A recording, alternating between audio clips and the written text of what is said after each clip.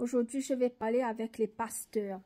Vous savez, il y a beaucoup de pasteurs. Les pasteurs sont des bénédictions de Dieu, vous voyez.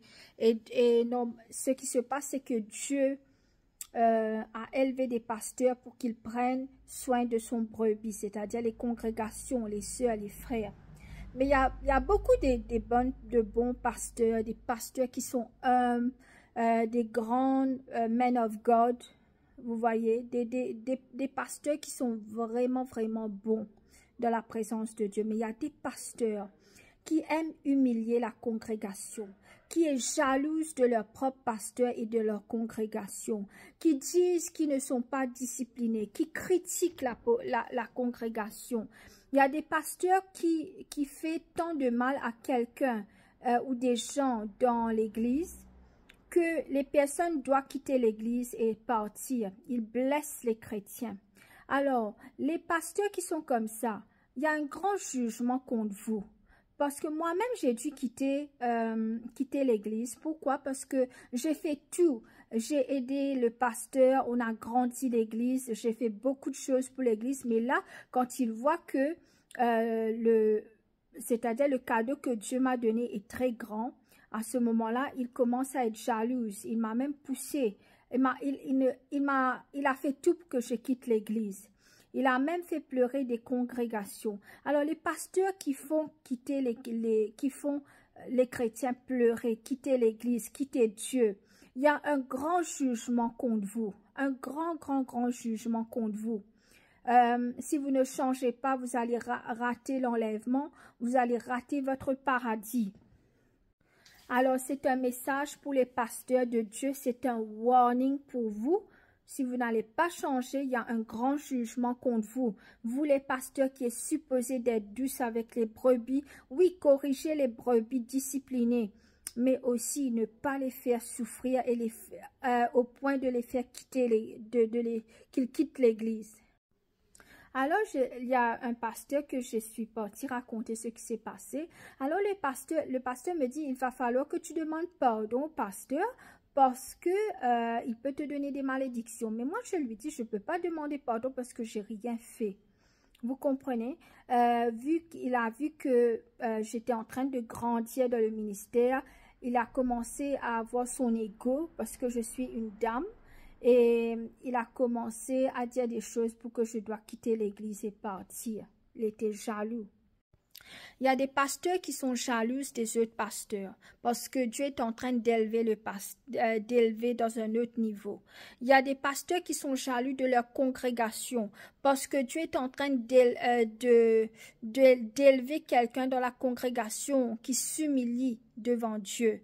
Alors, c'est pas parce que tu es un pasteur, tu as la faveur de Dieu que Dieu va pas te juger. Toi aussi, tu vas être jugé plus que la personne qui est assise sur la chaise qui t'écoute parce que tu as un autre niveau et ton jugement est plus grand.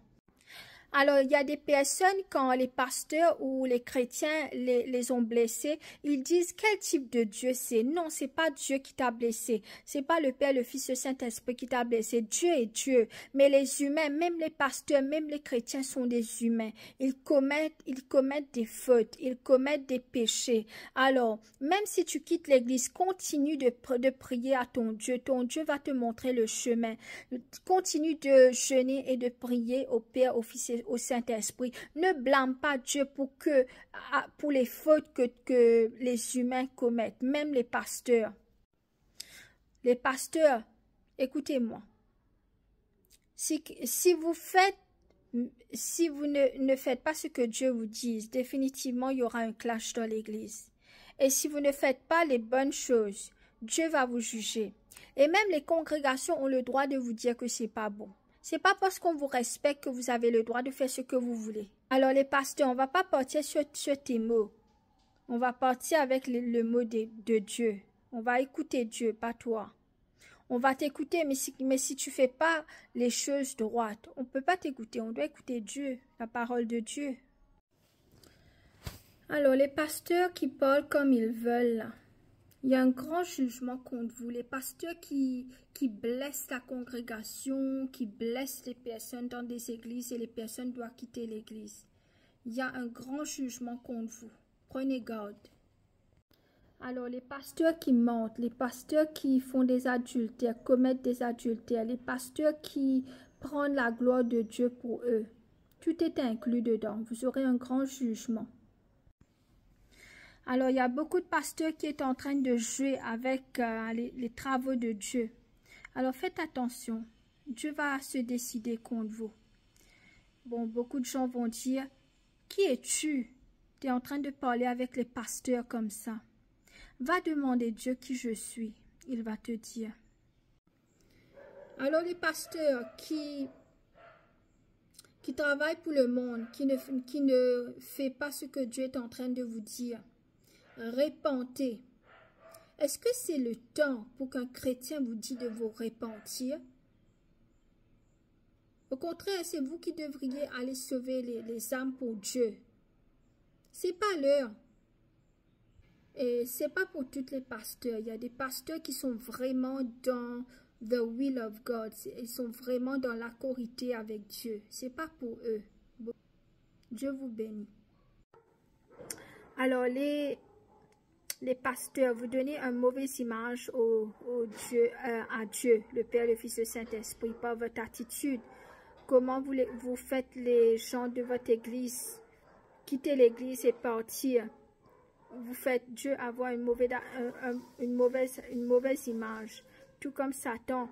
Satan a querellé avec Dieu, veut prendre sa place depuis le début. Vous les pasteurs, vous êtes en train de gâter l'image de Dieu. C'est ça que vous faites quand vous faites les gens, vous blessez les gens et tout. Un secret pour les pasteurs, pour un bon pasteur, c'est de rester humble au pied de Dieu, devant son trône. Alors, j'ai eu des personnes, surtout des hommes qui me disent, oui, les femmes ne doivent pas prêcher. Toi, homme, tu ne te commets pas à Dieu. Tu ne veux pas prêcher, tu ne veux pas faire le travail de Dieu. Et tu es contre les femmes qui font le travail de Dieu. J'ai même un pasteur qui m'a dit, oui, parce que tu prêches dans mon église, les gens ne me donnent plus les donations, les tithes, les offerings. Alors, qu'est-ce qui est plus important? Que je prêche la parole de Dieu ou que tu reçois l'argent? Vous savez, quand je prêchais auparavant, j'ai aussi eu des hommes pasteurs qui m'ont accusé faussement parce que je prêchais. Des hommes pasteurs, je te dis là. Alors, maintenant, beaucoup d'églises sont malades.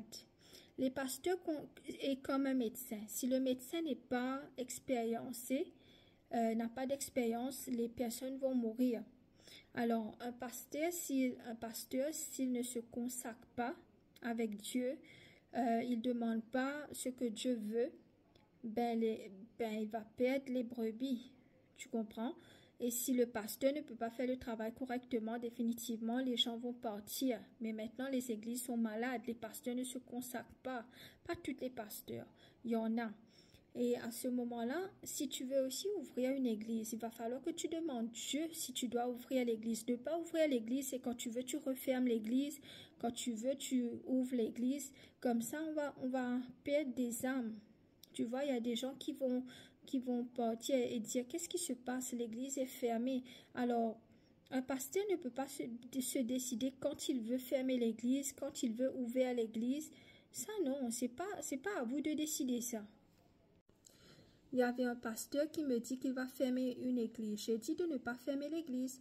Ensuite, j'ai dit si Dieu vous dit de fermer l'église à ce moment-là, c'est la volonté de Dieu.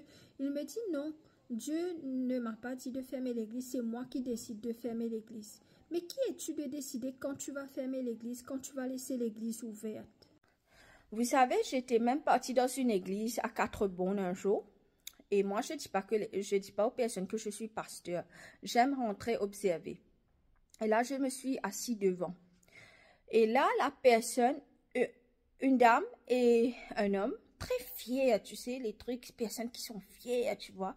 La dame vient avec moi et il dit, tu sais, c'est moi et mon mari qui s'assoient devant ici. Tu dois t'asseoir derrière. Alors, je n'ai rien dit parce que c'était dans l'église. Je me suis assis à l'arrière. Et là, Dieu m'a dit, ces personnes, même s'ils sont dans le paradis, ils vont s'asseoir à l'oreille, ils n'auront pas une place devant, pas d'humilité. Vous savez, un jour, je suis partie, j'étais à l'extérieur, pas dans mon pays, j'étais dans une église. Là, j'ai mis un peu de rouge à lèvres, je m'habille, très représentable, hein? Alors, dans cette église, tu ne peux pas mettre de rouge à lèvres, tu ne peux pas mettre de déodorant, tu ne peux pas boire café, tu ne peux pas, te laver avec des savonnettes. Mais moi, je fais ça parce que tu dois être propre en tant qu'un chrétien. Et là, le pasteur a dit à un autre pasteur, la dame dit, oui, il y a des femmes qui viennent dans cette église, elle met des rouges à lèvres, elle est en train de séduire les hommes. Mais les hommes vont être séduits s'ils sont malades dans leur tête. Tu comprends? Et là, le pasteur m'a fait quitter l'église parce que je mets des rouges à lèvres et je bois du café. Alors, ces gens, il y a des chrétiens qui sont malades dans leur tête. Il faut arrêter ces types d'imbécilité. À ce moment-là, vous abaissez Dieu. Et les personnes ne veulent pas venir à l'église parce qu'ils croient que c'est Dieu qui dit ça. Mais c'est vous, humains, qui sont malades dans votre tête, les chrétiens. Vous savez, un jour, depuis l'âge de 16 ans, moi, je me suis dédiée à Dieu. Tu sais, depuis très jeune. Jamais dans la drogue, jamais dans la prostitution, jamais dans l'alcool. J'étais vraiment droite, tu vois. Et là, un jour, je suis partie prendre un cours dans une église, là. Et là, Dieu a montré qu'il m'a choisi pour quelque chose que je dois faire. Et la personne, le prophète, il était un drogué auparavant. Dieu l'a converti, il a changé sa vie, gloire à Dieu. Et maintenant, il est prophète. Quand Dieu a montré qu'il m'a choisi pour quelque chose, tu sais qu'est-ce que le prophète a dit? Il dit comme ça devant tout le monde, oui, Dieu ne regarde pas l'apparence. Mais qu'est-ce que tu vois dans mon apparence? Moi, je me suis dédiée depuis l'âge de 16 ans. Tu comprends?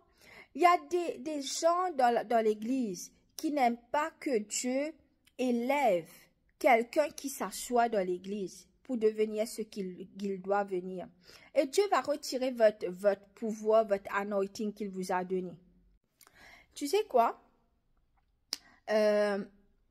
Une fois, je suis partie à l'église. Plusieurs fois, quand je pars à l'église, il y a une dame qui dit, oui, une femme qui est belle, elle vient dans l'église, elle séduit les hommes.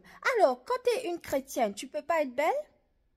Tu vois, ensuite, elle dit, oui, tu sais, il y a des personnes, oui, je crois dans l'esprit des sirènes, mais pas toutes les belles femmes qui viennent à l'église qui est chrétienne a des esprits de sirènes. Il y a des belles femmes qui viennent pour prier. Alors, si tu es belle, tu n'as pas le droit d'être chrétien. Il y a des beaux hommes, il y a des belles femmes qui sont chrétiennes. Et là, quand toi, tu es censé, tu chasses les démons, je crois qu'il faut chasser les démons. Mais tu chasses pas les démons avec quelqu'un qui n'a pas de démons. Tu inventes. Reste dans la prière avec Dieu. Consacre-toi. À ce moment-là, tu vas voir qui a vraiment des démons, qui Dieu a choisi. Les chrétiens, vous êtes malades dans votre tête. Allez consacrer à Dieu avant de prendre le ministère de Dieu.